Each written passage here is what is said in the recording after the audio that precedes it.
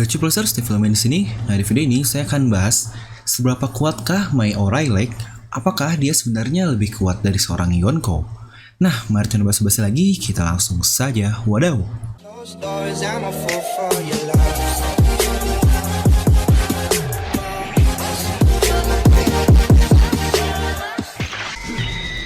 Nah, seperti biasa, sebelum lanjut ke video ini, jangan lupa untuk subscribe dan juga nyalakan bel notifikasinya ya, agar video review ini langsung muncul di HP kalian.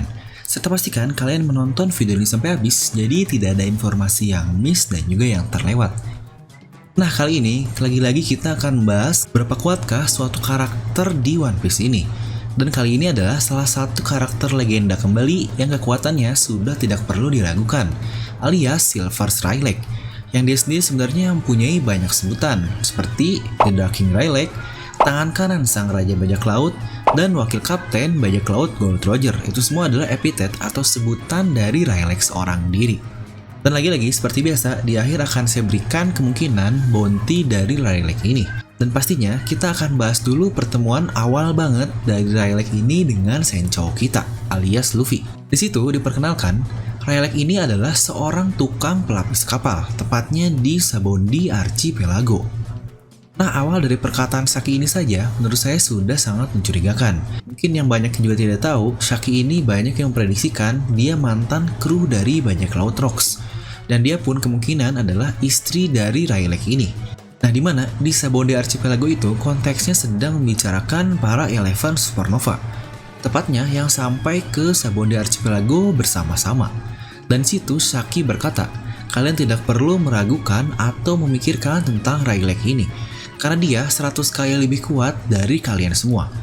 Bayangkan Rylak yang sudah setua itu, yang umurnya kalau tidak salah 78 tahun, dia 100 kali lebih kuat dari para supernova yang sangat hebat seperti itu. Seperti Kid, Law, X-Drake yang lain-lain pun masih di usia primanya, tetapi dikatakan Rylak 100 kali lebih kuat dari mereka. Sudah terbayang sekuat apa dari Rylak ini. Dan di lain pihak pun, di timeline yang sama, Angkatan Laut pun berkata kepada Garp bahwa dia menemukan jejak dari sang Raja Kegelapan di Sabondi Archipelago ini. Dan dia memintanya, atau mungkin meminta izin untuk menangkap Rylak ini. Tapi kita tahu sendiri perkataan dari Garp pada saat itu. Di mana dia berkata, kita harus mengerahkan kapal perang untuk menangkap Rylak. Lalu, jika kita tidak penuh persiapan untuk melawannya, kita akan kehilangan orang yang sangat banyak. Bahkan situ Garp bicaranya adalah unimaginable amount of men. Itu sendiri berarti sesuatu yang tidak terkirakan lah untuk masalah jumlahnya. Sebenarnya dari situ saja, tanpa Rylak 2 beraksi pun, kita sudah mengetahui seberapa hebat dan membayangkan kekuatannya bahkan oleh seorang pahlawan seperti Bangkai Regap. Itu hanyalah kata-kata yang terlintas sedikit saja dari Garp ini. Nah lalu, jika kita pindah ke kekuatan fisiknya, bahkan di usia setua itu, tepatnya Rylak ini yang sudah saya katakan setelah time skip berusia 78. Yang berarti pada di Sabondi Archipelago, dia masih berusia 76 tahun. Yang berarti anggap ketika dia di usia 76 tahun, yaitu sebelum time skip, dimana ketika dia mencari Luffy sampai ke Amazon Lily. Di situ dia berkata dia berenang dari tempat badai, yang kita pun tahu sendiri pulau Amazon Lily ini berada di Campbell. Yang berarti tanpa angin, dan Campbell pun dikenal dengan daerah yang penuh monster laut. Dan dia pun terlihat mengalahkan satu monster laut tersebut di dekat pulau Amazon Lily. Dia mengalahkannya ketika di dalam air laut. Sebenarnya dari situ saja fisiknya sudah terlihat sangat hebat. Dimana di usia 72 tahun, Whitebeard atau Shirohige sudah sakit-sakitan dan dia mati di Marineford. Itu adalah 4 tahun lebih muda dari kondisi Rylak pada saat itu. Yang berarti fisiknya pun dapat kita katakan Rylak ini masih sangat fit di usia 76 tahun sebelum time skip. Lebih-lebih dari Whitebeard atau Shirohige yang masih 72 tahun ketika dia meninggal. Nah lalu, kita akan bahas tentang kekuatannya, yaitu sang Master Haki atau Haki Only lah, kesukaan kalian semua. Nah, seperti biasa, kita akan mulai dari Housoku Haki. Ya inilah karakter yang pertama kali menunjukkan dengan jelas kekuatan dari Housoku Haki atau Conqueror Haki ini, di mana dia sudah dengan mudah menggunakannya dan mengontrolnya dengan sangat baik. Mungkin tidak banyak sih sebenarnya yang bisa kita bahas dari Housoku Haki, karena perannya sejauh ini hanyalah begitu saja, yaitu hanya memingsankan Cloud Chocolatro saja. Dan yang perlu diingat juga, Rylak ini bukanlah seorang pemimpin. yaitu dia hanyalah tangan kanan dari sang Raja Bajak Laut. Tetapi dia bisa punya Housoku no Haki, mungkin kurang lebih seperti Katakuri lah. Dan saya pun punya pembahasan yang cukup detail tentang kegunaan Housoku Haki ini terhadap haki jenis lain, mungkin akan saya bahas lebih lanjut. Lalu untuk Kenbunsoku Haki alias Observation Haki, kemungkinan, dan saya juga sangat yakin, dia sudah bisa sampai ke advance dari Observation Haki. Dan bahkan lingkup AOE atau mungkin area of effect-nya atau radiusnya lah dari Kenbunnya ini luar biasa gila lah pokoknya. Bayangkan dia bisa menghitung jumlah monster atau binatang yang ada di Pulau Rusukaina hanya dengan ketika dia menginjakan kakinya di sana baru saja. Dia berbicara seperti itu kepada Luffy, di mana dia berkata kurang lebih ada 500 binatang yang sangat-sangat kuat di suatu pulau yang sangat besar, di mana dia bisa merasakan seluruh hawa binatangnya, yang dapat kita katakan pulau yang sangat besar karena isinya terlihat itu adalah semua makhluk-makhluk dinosaurus, makhluk-makhluk purba lah. Lalu ketika setelah time skip pun, di mana semua kru Luffy sampai ke Sabaody Archipelago, tidak ada yang tahu Luffy sudah datang atau belum. Tapi di situ Rayleigh dia berkata dia sudah tahu Luffy sampai ke Sabaody Archipelago. Padahal sebelumnya Luffy baru saja menginjakan kaki di Sabaody Archipelago ini. Sebenarnya sudah sangat gila radius dari Observation Haki milik Rayleigh ini saja sebenarnya. Nah lalu, masalah untuk melihat masa depan seperti Katakuri, menurut saya sepertinya dia pun pasti mempunyainya, mengingat dia sendiri pernah berkata kepada Luffy, dengan dilatihnya Kenbunsoku Hakimu dalam peperangan, maka semakin saat akan semakin kuat. Dan bahkan ada seseorang yang bisa melihat sedikit ke masa depan dengan haki ini. Sepertinya Rayleigh pun tahu atau mungkin salah satu orang yang bisa melihat ke masa depan. Yang berarti dia sudah advance sekali yang tidak perlu kita ragukan lagi. Nah, lalu masalahnya adalah di Busosoku Haki alias armamen haki milik Silvers Rayleigh ini. Untuk normalnya, yang pertama ditunjukkan yaitu dia sudah bisa menguasai haki Ryuo atau flowing yang sedang Luffy pelajari oleh kakek Hyo di Udon ini. Itu ketika Rayleigh melawan gajah raksasa di Pulau Rusukaina. Yang Luffy sendiri berkata, ternyata itu adalah next level dari haki Koka yang hanya menghitamkan tangan saja. Mungkin untuk pembahasan Koka ataupun Ryuo ini sebenarnya akan berbeda ya, dan mungkin akan saya bahas juga untuk haki ini di next video. Dan pastinya juga, Rayleigh ini sudah mengadvancekan Busosoku Hakinya.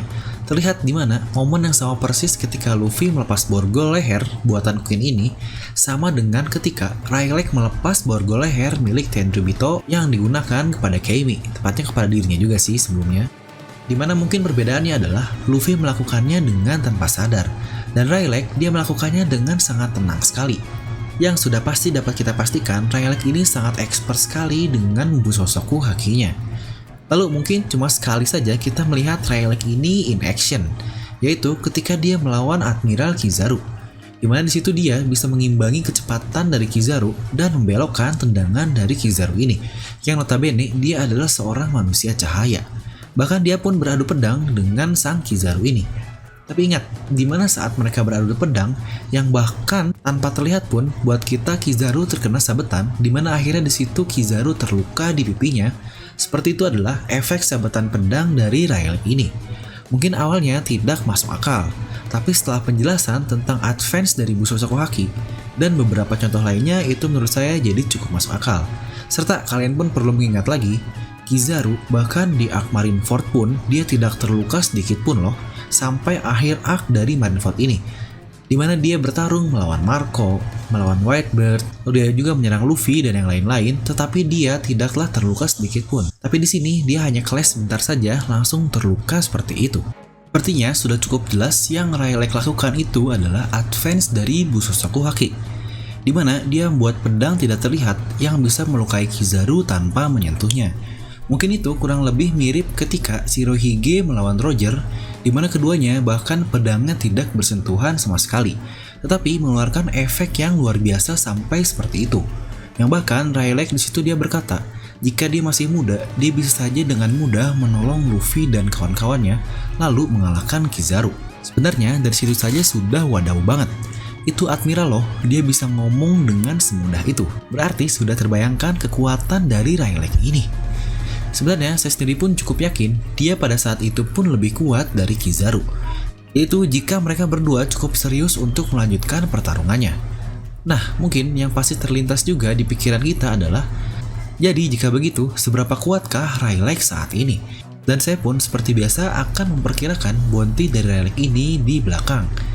Untuk seberapa kuat, sepertinya dia sudah jelas lebih kuat dari Admiral di usia setua ini juga.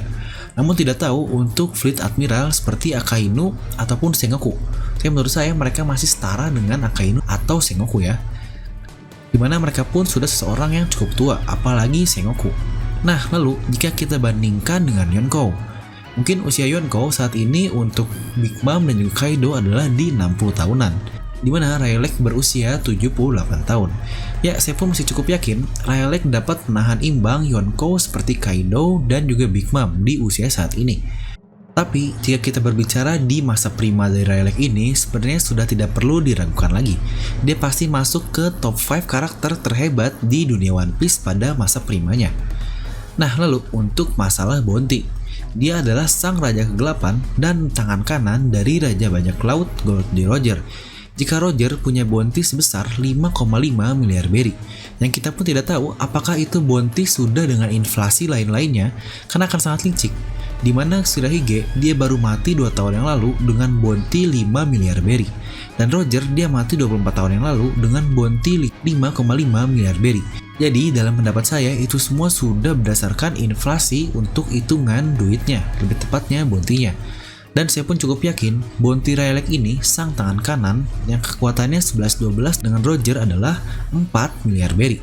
Yang mungkin akhirnya diteruskan oleh anak didiknya yaitu Shanks yang punya bounty juga 4 miliar berry. Nah, jadi segitulah menurut saya seberapa kuat Rylak ini. Jadi bagaimana pendapat kalian mungkin bisa langsung tuliskan di kolom komentar di bawah. Dan seperti biasa, semoga kalian terhibur dengan video ini. Like aja kalau kalian suka, dislike aja kalau nggak suka. Jangan lupa untuk subscribe dan juga share video ini ke teman kalian. Gue udah Film pamit, and I'll see you guys next time.